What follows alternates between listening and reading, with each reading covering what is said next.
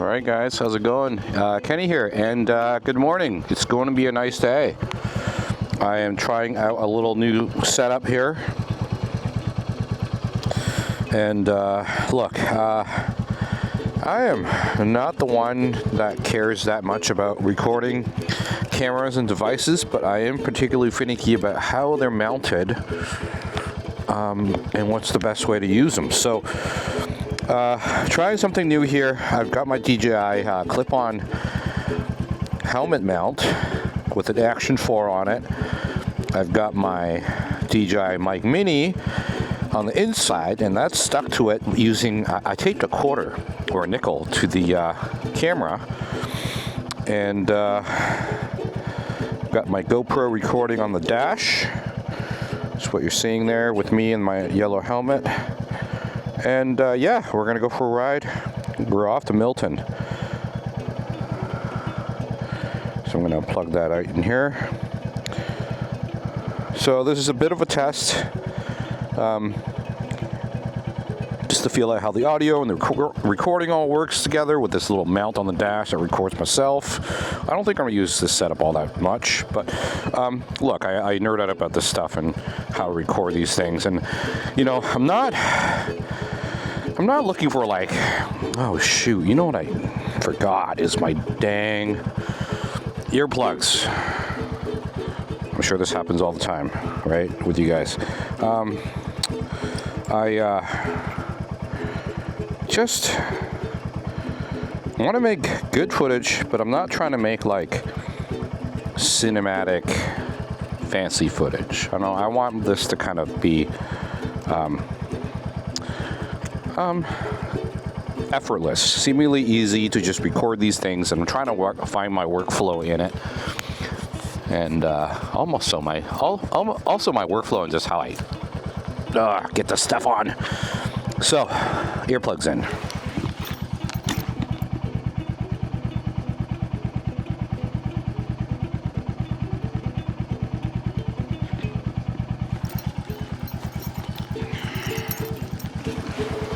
There we go. Yeah, so a couple of developments with the bike. Obviously, I've got my side mirror mounts, but I did put in my DNA filter some time ago, and I've noticed that it tends to tick my engine light on quite a fair bit. And weirdly enough, when I start using the regular old paper filter, that kind of went away. Really weird, and I don't know why. So I think for the foreseeable future, I'm going to be using just the plain old paper filter and see how it gets on with it, with the bike. Other than that, there's been no issues, and the engine light that comes on and goes away, it's not an issue either. I haven't noticed anything different. I should text someone. They know I'm on the way.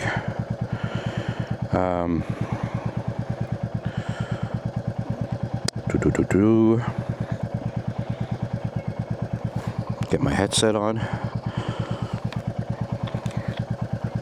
Oh, this is great because I can also play music and talk to you guys. So that's cool. Let me just send a text real quick.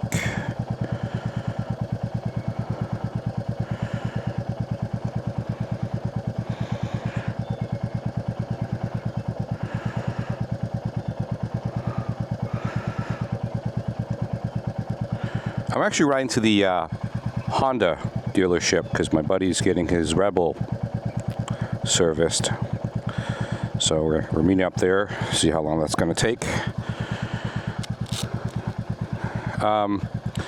So that's kind of the development here with riding the motorcycle, getting on with this. I've been out a couple times with the handlebar mounts. These mirrors are fantastic. And we're going to see how this mount that I have on my helmet gets on with all the recording I'm going to do.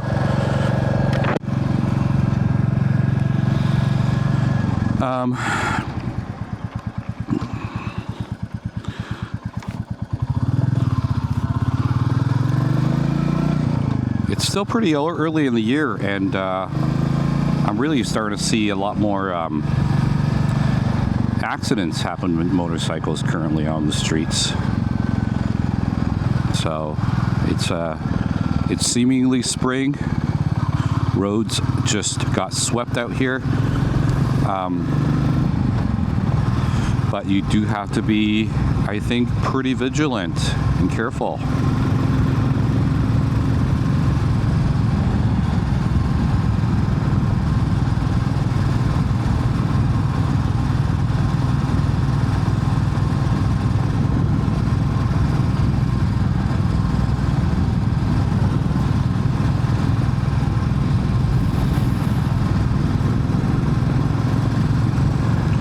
Do notice there's a little bit of vibration going on the GoPro, which I don't know if it's going to matter. I mean, it's going to vibrate. Not much I can do about that.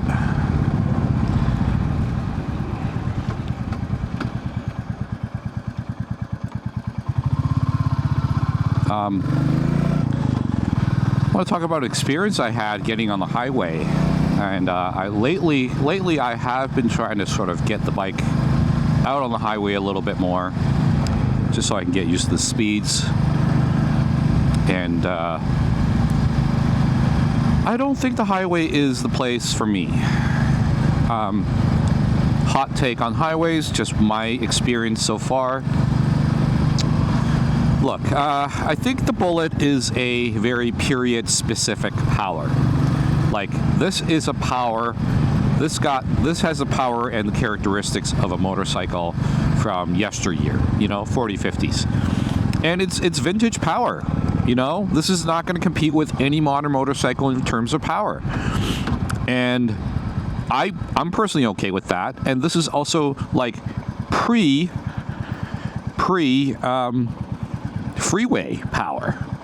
There's no obviously there's a utility for power when freeways became more popular, motorways, whatever you want to call them, but it's just not meant for. And I think most bikes, and I'm going to be honest with you, I don't think most bikes are fit for the highway.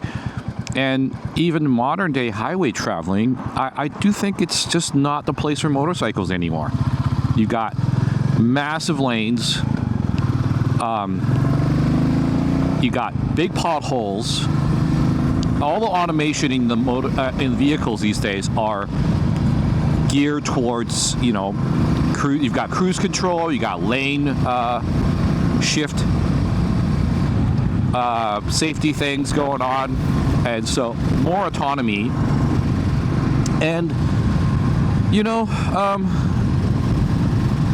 drivers are not paying attention.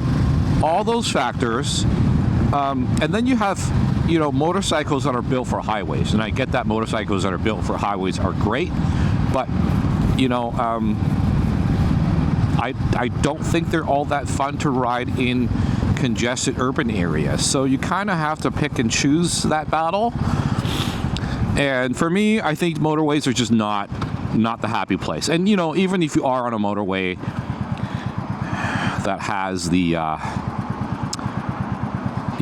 free-flowing traffic and isn't very populated with vehicles, then you just go whatever speed you want, right? So I also have noticed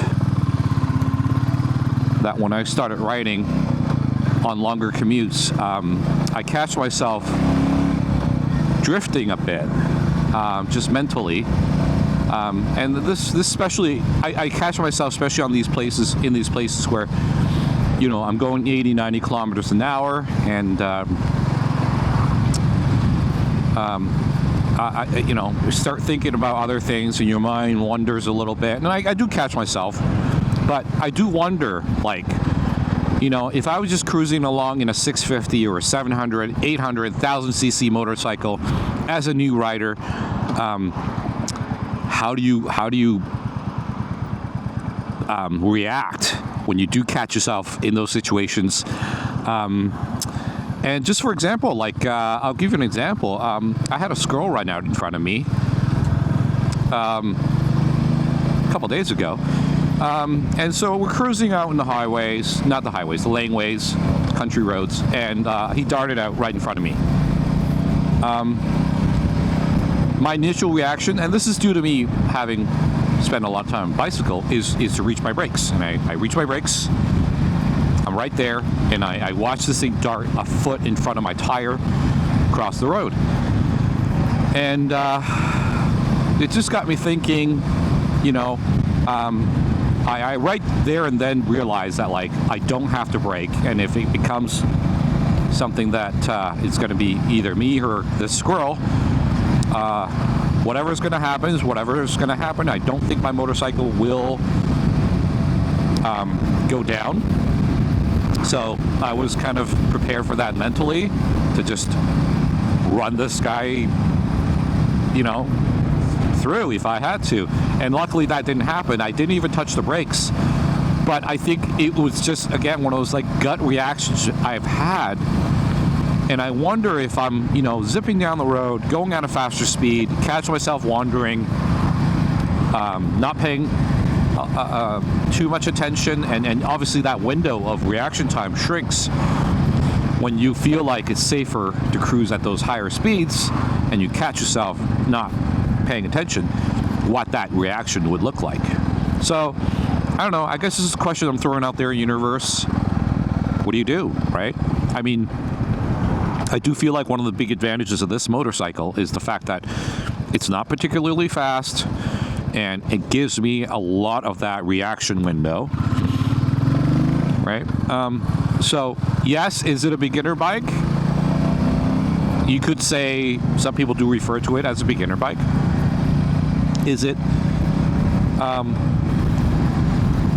you know, not safe? Is it safe for the highways? I don't know. I really don't know if this is the place for highways, but this is, I do think this is the kind of bike that has power that is very period specific. And, you know, it's got a lot of character. It looks cool. I love the vintage look of the bike. But it's a vintage, it's also a vintage power map. Like, it's what this bike is all about, without all the hassles of a vintage motorcycle. And you get all the conveniences there. And again, this is not, you know, new technology, so it is cost effective to ride. So those are my thoughts on this bike, and you might want to compare it to things across the board. But look, I've been through multiple hobbies where photography extensively, and you do get photographers that compare cameras based on megapixels, just the spec sheet in general. And once you start using 5-6 cameras, you realize they all have their own uniqueness and charm. It's just not fair to compare this bike to another bike in terms of power, or what a modern motorcycle ought to be doing, because this is not it's not really a modern motorcycle in that regard. Anyways, hell of a nice day. I think this is the nicest day this year so far, just because I was able to hang outside and tweak all my settings on the bike before I got out and rode. So, hell of a day, hell of a day.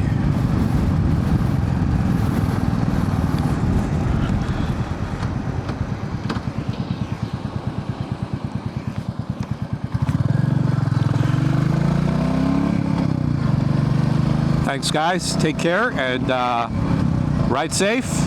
I'll see you guys. Peace out.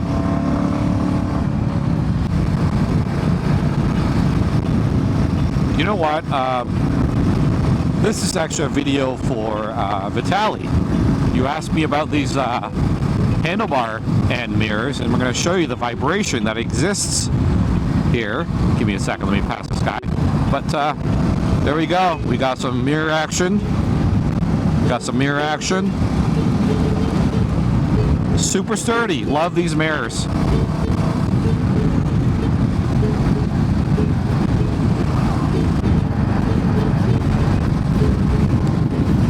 Vitaly is also a motor-based motor adjacent vlogger, content creator in my general province, and I'll post a link below for his work, his contents, if you are curious. Cheers, take care.